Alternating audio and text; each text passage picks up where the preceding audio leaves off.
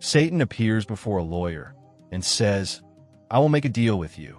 You will become the most successful attorney who has ever lived. You will be rich beyond imagination and known to everyone on the planet. You will be appointed to the Supreme Court, and your rulings will be read and studied for decades to come.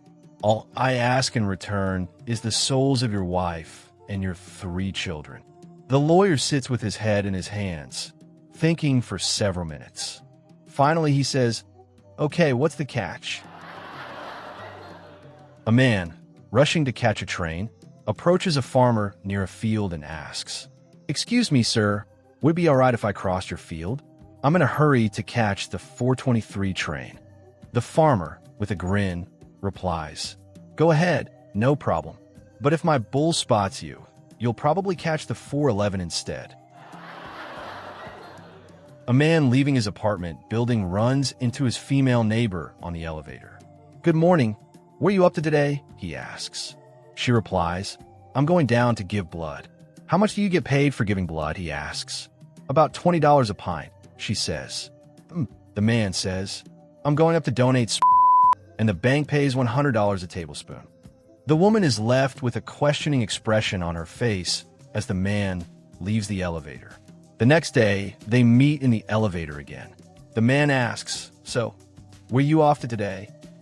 "Bank," she says with her mouth full. A trucker walked into a truck stop cafe and gave his order. He said, "I'll have 3 flat tires, a pair of headlights, and a pair of running boards." The new blonde waitress, eager to do her job well, but puzzled by the request, went to the kitchen and asked the cook, "There's a guy out there who just ordered 3 flat tires, a pair of headlights, and a pair of running boards. Does he think this is an auto parts shop?" The cook chuckled and explained, No. 3 flat tires are 3 pancakes, a pair of headlights is 2 sunny-side-up eggs, and running boards are 2 slices of crispy bacon." Relieved, the waitress nodded and returned to prepare the order. But before serving it, she had an idea. She grabbed a bowl of beans and added it to the tray. When she placed the food in front of the trucker, he looked at the bowl of beans and asked, "What are the beans for?" With a bright smile, she replied, "Well, I figured while you're waiting for your flat tires, headlights, and running boards, you might as well gas up." "Daddy, how was I born?" the little one asked. The father sighed.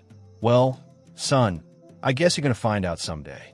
He leaned back and started, "Your mom and I first met in a Yahoo chat room. Then, we set up a date through email and met at a cyber cafe. We found a secluded room and Googled each other.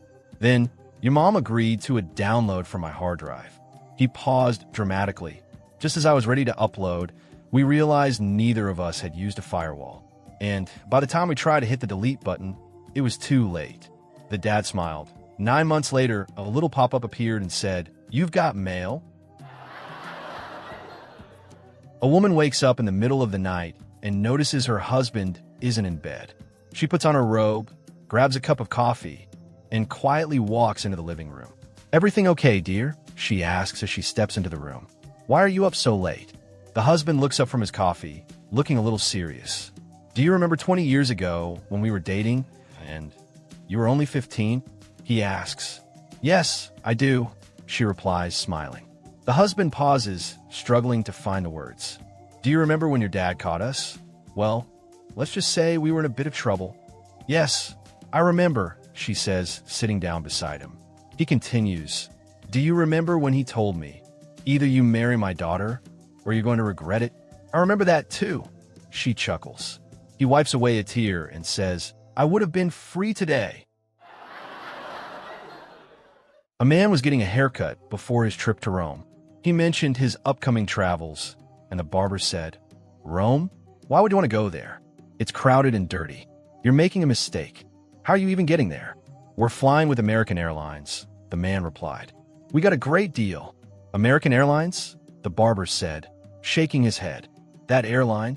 Their planes are old, the flight attendants aren't great, and they're always late." "So where are you staying?" "We're at the International Marriott downtown." "Ugh, that place is terrible. Small rooms, bad service, and it's way overpriced." "So what's your plan once you're there?" We're going to visit the Vatican and hopefully get a chance to see the Pope." "Good luck with that," the barber laughed. "You'll be stuck at the back of St. Peter's Square, and from there, the Pope will look like an ant. You're in for a tough time." A month later, the man came back for his regular haircut.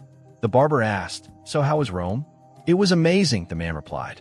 "Not only did we fly on one of American Airlines' brand new planes, but it was overbooked, so they bumped us to first class. The food was delicious, and I had the most amazing flight attendants. And the hotel? They had just done a $25 million renovation, and it's now the best place in the city. They were overbooked too, so they gave us the presidential suite at no extra charge." "Well, I'm sure you didn't get to meet the Pope," the barber muttered. "Actually, I did," the man said with a smile. "As we were touring the Vatican, a guard tapped me on the shoulder and said the Pope likes to meet certain visitors. He invited me into a private room, and 5 minutes later, the Pope walked in, shook my hand, and I even got to kneel down as he spoke with me." "Wow, really?" asked the barber. "What did he say?" The man grinned and replied. He said, "Son, I've visited many countries, met countless people, and waved to millions from my balcony. But you must have the worst barber in the world." A third-grade teacher was having a tough time with a boy in her class. "Teacher, I should be in the 4th grade. I'm smarter than my sister, and she's in 4th, the boy insisted. The teacher, tired of arguing, took him to the principal. The principal decided to test him with a few 4th-grade questions. "Principal, what is 3 plus 3? Boy, 6. "Principal, what is 6 plus 6? Boy, 12. The boy answered every question correctly. Impressed, the principal told the teacher to move him up to the 4th grade. But the teacher had her doubts. "Can I ask him some of my own questions?" she asked. The principal agreed. "Teacher, what does a cow have 4 of that I only have 2? Boy, legs. "Teacher, what is in your pants that I don't have in mine? Boy, pockets. "Teacher, what starts with C? Ends with T, is hairy, oval, and contains a sweet liquid? Boy, coconut." The principal shifted in his chair. "Teacher, what goes in hard and dry, then comes out soft and sticky? Boy, chewing gum." The principal wiped his forehead. "Teacher, you tie me down to keep me up. What am I? Boy, a tent." The principal was getting nervous. "Teacher, what gets bigger when you pull it, fits neatly between 2 things, and can save your life? Boy, a seatbelt." The principal sighed in relief. The teacher continued, "What starts with F and ends with K? And if you don't get it, you might use your hands?" The principal gasped, but the boy confidently answered, "Fork." The principal had enough. "Okay, send this boy straight to college.